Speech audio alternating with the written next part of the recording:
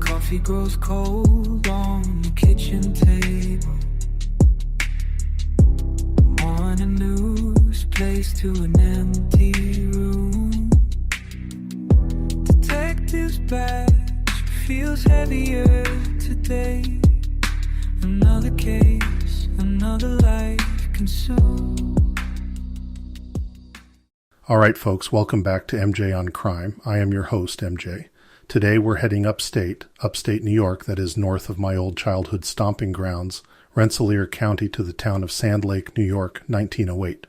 Picture it, a quiet little town, the kind where everybody knows your name, who you are, or at least they think they do. And then out of nowhere, the body of Hazel Drew turns up in Teal's Pond. Young, beautiful, well-liked, or so it seemed. Her skull's been crushed, and nobody's got a clue who did it. Now, what made this case so unusual, even for the time, was the double life Hazel was leading. On the surface, she's this respectable young woman working as a domestic servant for a wealthy family, living with her aunt and uncle. But then you start hearing the whispers, trips to Albany, New York City, Boston, secret relationships, maybe even a few powerful friends she wasn't supposed to be known to have. It's the kind of thing that, honestly, I've seen before. You get these cases where the victim's painted as this innocent young woman, but dig a little deeper and you realize nobody really knew them at all. I think we all can remember a case from recent history. Different time, different place, but same story. Everyone swore they knew the victim, but when the truth started leaking out, it turned out nobody really did. That's the thing about secrets in small towns. They don't stay buried forever, or sometimes they do, and that's the problem. So let's get into it. Who was Hazel Drew, really, and why did her life end the way it did? Now, you can't talk about Hazel Drew without talking about the suspects, and let me tell you, there were plenty. Family, friends, some prominent folks in town, and then there's this mysterious man seen by the lake the night she died. The investigation, well, let's just say it was a mess. Evidence went missing, leads dried up, and the rumor mill was working overtime. Some people say it was just small-town incompetence, cops in over their heads, not used to handling a murder like this. But others think there was something more deliberate going on. Maybe the local elites wanted to keep things quiet. Maybe someone powerful had something to lose if the truth came out. I mean, who benefits from the truth staying buried? That's a big question. A big avenue of investigation in this case. So was it just silence or was it protection? I've seen both in my time. Sometimes it's just people scared to talk, but sometimes it's others working to keep the lid on. And with Hazel, the more you look, the more you wonder, was this a cover-up or just a case that got away from the cops? Either way, the result's the same. No justice for Hazel, and over 100 years of questions.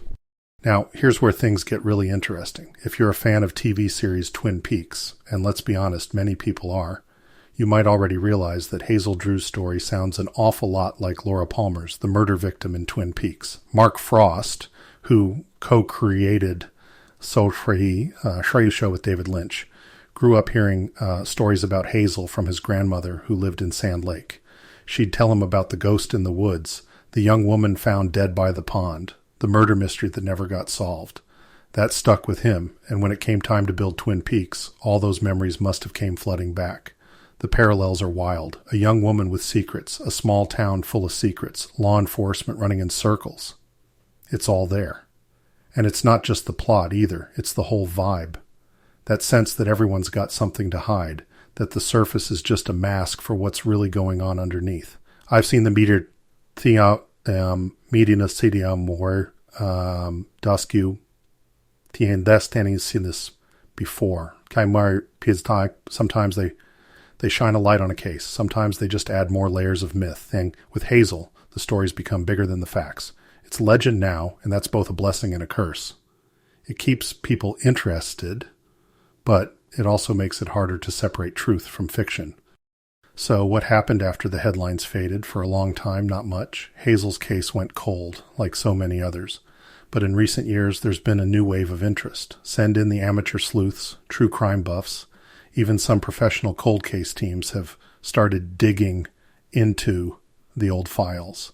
They're using everything from digital archives to social media, trying to piece together what really happened. There's even been some new theories popping up, stuff that wasn't possible to know back in 1908. People are combing through census records, family trees, old newspaper clippings, you name it. And as we talked about in that episode on AI and cold cases, sometimes all it takes is a fresh set of eyes or a new tool to crack something open. The true crime communities kept Hazel's story alive, and that's important. Every time someone shares a theory or uncovers a new detail, it keeps the case from fading away completely. Who knows? I suspect that one day someone will find the missing piece. Hazel Drew's story isn't just a cold case anymore. It's a piece of American folklore. Beyond Twin Peaks, you've got books, documentaries, even local legends that keep her memory alive. There are historians in Sand Lake, cold case aficionados, and folks online who refuse to let the story die. They're digging, sharing, and sometimes even arguing about what really happened. If you're listening and you want to help, there are ways. Share what you know, share what you find out, get involved in community events. Sometimes it's the smallest tip that makes the biggest difference. And if nothing else, just keep talking about these cases. That's how you keep the light on. All right, that's it for today. Hazel Drew's mystery isn't solved, but it's not forgotten either. I'll be back next time with another story, because every crime has a story. My mission, tell it. Stay curious, stay safe, and I'll catch you on the next one.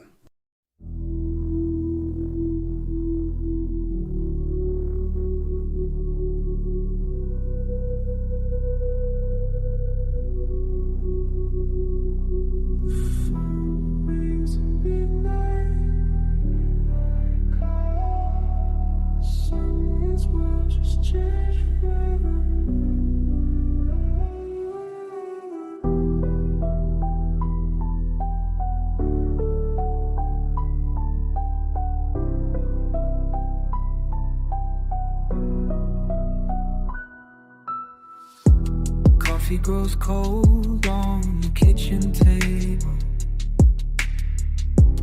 Morning news placed to an empty room. Detective's badge feels heavier today. Another case, another life consumed. Questions pile up like autumn leaves. No wind to blow them all away. Who holds the weight of truth when lies drink deeper than roots? Family photos sliding in the man's straight. Smiling faces hide what lurks beneath. Evidence bags in yellow tape mark the boundary between love and grief. Questions pile up like autumn leaves. No wind to blow them all away. Who holds the weight of truth when lies run deeper than roots? Deeper than roots. Small town silence speaks volumes behind closed doors and drawn curtains. Every neighbor becomes suspect when trust breaks like glass on pavement.